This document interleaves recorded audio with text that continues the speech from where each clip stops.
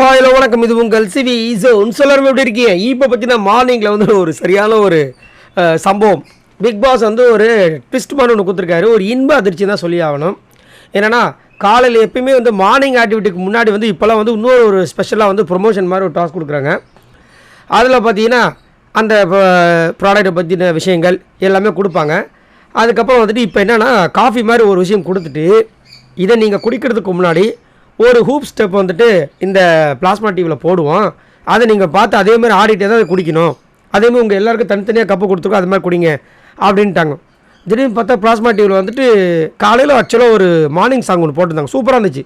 ஏன்னா அது chic chic chic ஷிக்னு வருது. இது பார்த்தா அது வந்து இவங்க சந்தோஷ் நாராயணன் அவங்களுடைய டாட்டர் பாடின பாட்டு சூப்பராக பாடுவாங்க. அவங்க வாய்ஸு தனியான யூனிக் வாய்ஸு. அவங்க பாடின அந்த பாட்டு, ஸோ அவங்க பாடின அந்த இது வந்துட்டு காமிச்சு ஒரு ஹூக் ஸ்டெப் மாதிரி காமிச்சிருக்காங்க. இதை தான் நீங்கள் எல்லோரும் பண்ணணுன்னு எல்லாருக்கும் கதி கலக்கிடுச்சு. என்னது ஹூக் ஸ்டெப்பா? இப்போ தான் எழுந்திரிச்சு அதுங்களையான்னு சொல்லிட்டு பார்க்குறாங்க. போட்டு கொஞ்ச நேரத்தை முடிச்சிட்டாங்க. அது என்ன ஒரு 2 ஸ்டெப்பு தான். ஸோ இப்படி இருக்கும்போது இப்போ அந்த க்ளூ, அந்த டான்ஸ் ஸ்டெப் இருக்குது பாருங்கள், அந்த க்ளூ வச்சு தான் இவங்க டான்ஸும் பண்ணணும். உடனே நிலவுக்கு கதி கலக்குது. ஐயோ தயவு செஞ்சு இன்னொரு வாட்டி போடுங்க அப்படி சொல்லி ரிக்வஸ்ட் பண்ணி திரும்ப அவங்க போட்டு காமிச்சாங்க. இப்போ எல்லோரும் அதை ட்ரை பண்ணிகிட்டு இருக்காங்க. இதுக்கப்புறம் தான் அங்கே போயிட்டு லிவிங் ஏரியாவில் பண்ண போகிறாங்க. பயங்கர ஃபன்னாக இருக்க போகுது.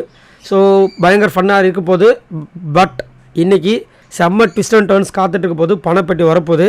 இதில் ஆல்ரெடி வந்து ரயான் வாங்கின அந்த 2 லட்சம் இன்றைக்கி காமிப்பாங்க. அதே மாதிரி வேறு யாராவது இதில் மாட்ட போகிறாங்களா? இது ஒரு பெரிய ட்ராப் மாதிரி தெரியுது அப்படின்ற மாதிரி தோணுது. என்ன நடக்க போகுது தெரியல. ஆனால் கண்டிப்பாக கேர்ள்ஸுக்கு இது பிரச்சனை இருக்காது பணப்பெட்டியில். பாய்ஸ்க்கு தான் பிரச்சனை இருக்குன்ற மாதிரி தோணுது.